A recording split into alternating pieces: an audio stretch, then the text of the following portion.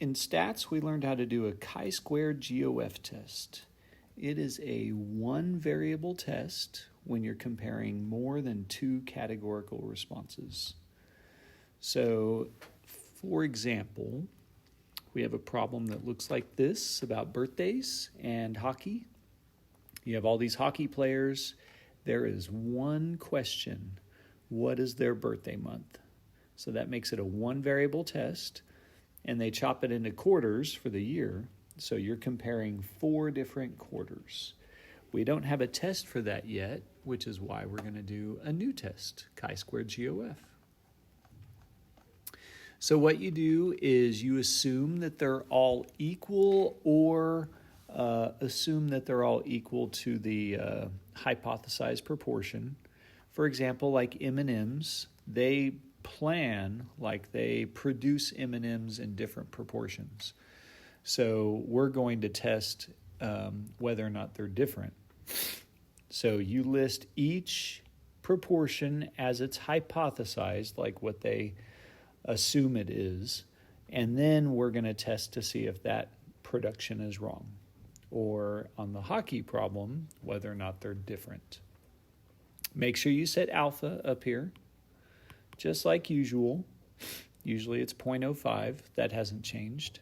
We still need a random sample. We have a new thing. We need expected values to be bigger than 5. So we're going to have a bunch of observed values, and you find each expected value by multiplying by the hypothesized proportion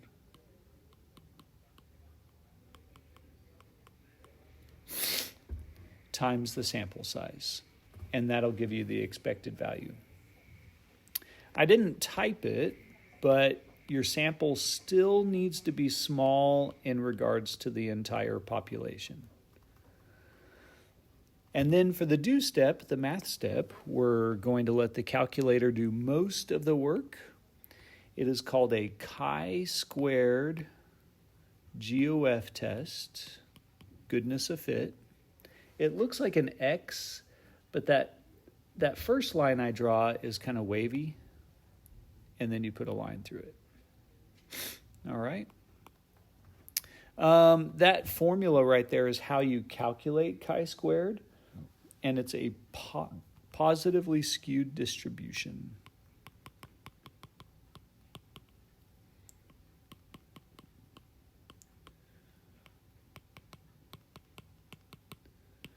In other words, do not say normal, because it is not bell-shaped. It is positively skewed. I feel like I should spell that out there. You need to know degrees of freedom. It's at the very top of the screen right now. It's categories -1. So the problem we're about to work has 4 categories, 4 quarters for the year, -1, so it'll have 3 degrees of freedom. And then you write down your p-value.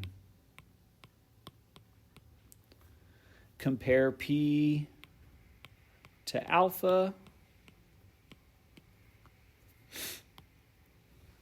and then you reject or fail to reject. So similarities and some differences. But it does feel very different from all the other tests that we've done. All right? So let's give it a try.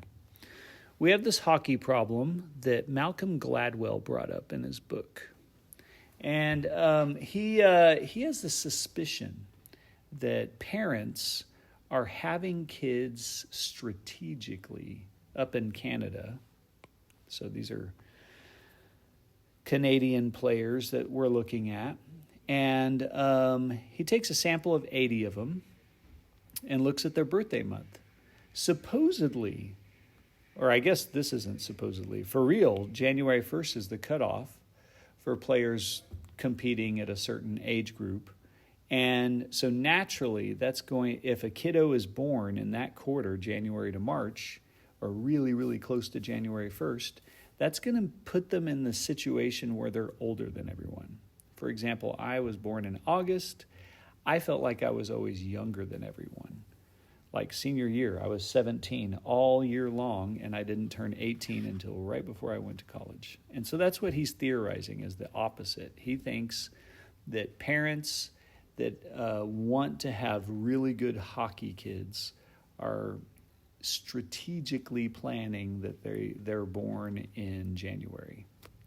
So the question right below the table, do these data provide convincing evidence that the birthdays of NHL players are not uniformly distributed through the year? So what you do is you define the proportions that we're about to find based on quarter 1, quarter 2, quarter 3, and quarter 4. So true proportions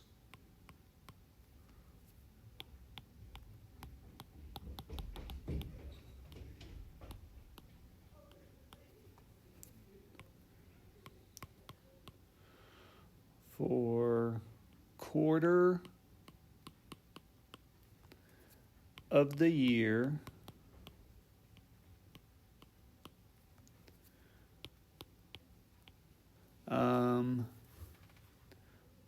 for NHL player birthdays. I feel like I wrote that kind of weird, but that works. So HO, we assume that all the proportions are equal. Quarter 1 equals quarter 2 equals quarter 3 equals quarter 4. And if we're talking about 4 quarters, doesn't that mean that we are hypothesizing that they are all 0.25? HA is just a sentence. It's always different with chi-squared. So at least one proportion is different.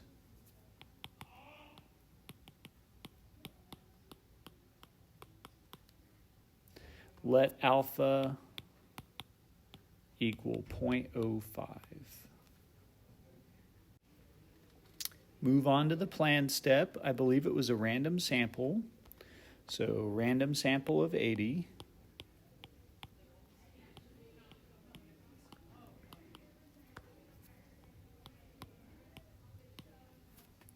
And now we need to find this new thing, expected value. So the formula for expected value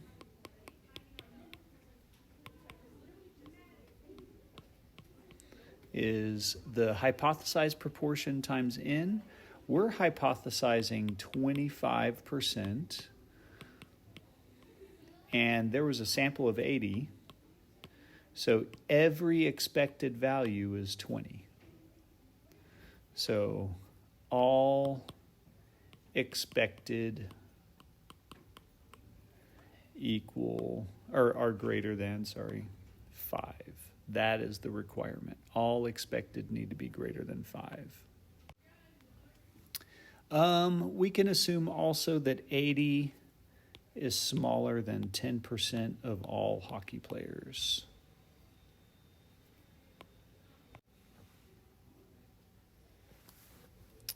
Now we move to the planned step.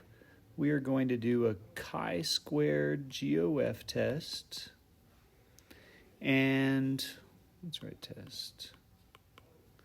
And we need our calculator. So let's go to the calculator. Or actually, before we go to the calculator, this is what we're going to do. These are our observed values up here. These 4 numbers. And we need our expecteds as well. So we expect all of these quarters to be 20. And remember, that's because these all add up to 80. So if they're all equal, they should all be 20. Notice in April and June, it was spot on. It was right with it. But January and March, that's pretty far. I wonder if that's going to cause us to reject. When you run this test on the calculator, you need to use a spreadsheet. Maybe at the top of your page, the very top up there, use a spreadsheet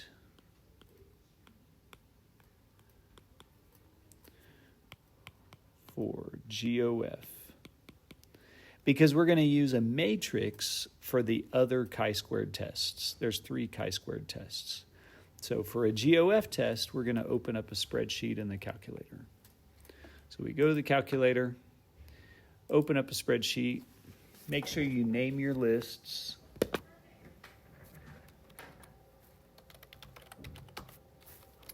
And we had 32, whoops, I just totally messed up. Let's kill that. That was weird. Try that again. Observed 32, 20, 16, and 12. And then for our second list, we're going to do expected. Now you can name these anything you want, but we expect 20, 20, 20, 20. And then we go to the menu and stat tests, and we look for chi-squared GOF. This thing is very sensitive today. There we go. So we want test number 7, chi-squared GOF. You type in the name that you gave it for observed. You can name it anything you want. I named mine observed, and I named my expected. Degrees of freedom is categories minus 1. So I forgot to write that. It is on the first page. It's categories minus 1, and we have 4 quarters. There are 4 categories, so 3. And then it does the rest. There's our chi-squared value. There's our p-value. All right, let's wrap this up.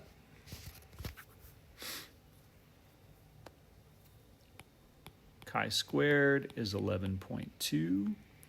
The p-value, since chi-squared is positively skewed, will always be chi-squared greater than 11.2 equal to whatever proportion they gave us, and they gave us 0.107. That is smaller than alpha, so we are going to reject.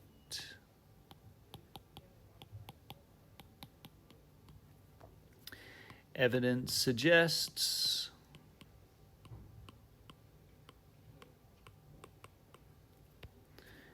at least one proportion of NHL birthdays by quarter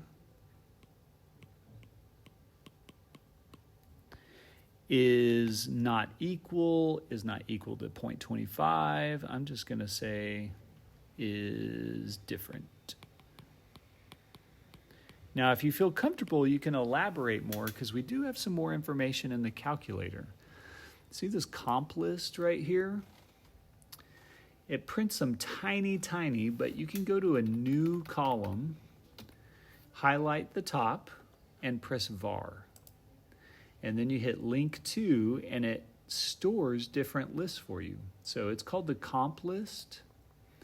And these are the values that contribute to chi-squared. 7.2 plus 0.8 plus 3.2 gives us 11.2. Notice quarter 2 was spot on at 20 birthdays. That's why it's 0. So the higher the chi-squared, the more likely you're going to reject. Quarter 1 right here, Gladwell's theory, was contributing the most to that rejection. Sometimes they'll ask that question in a multiple choice. Anyways, that's it. That's GOF. See you later. Bye.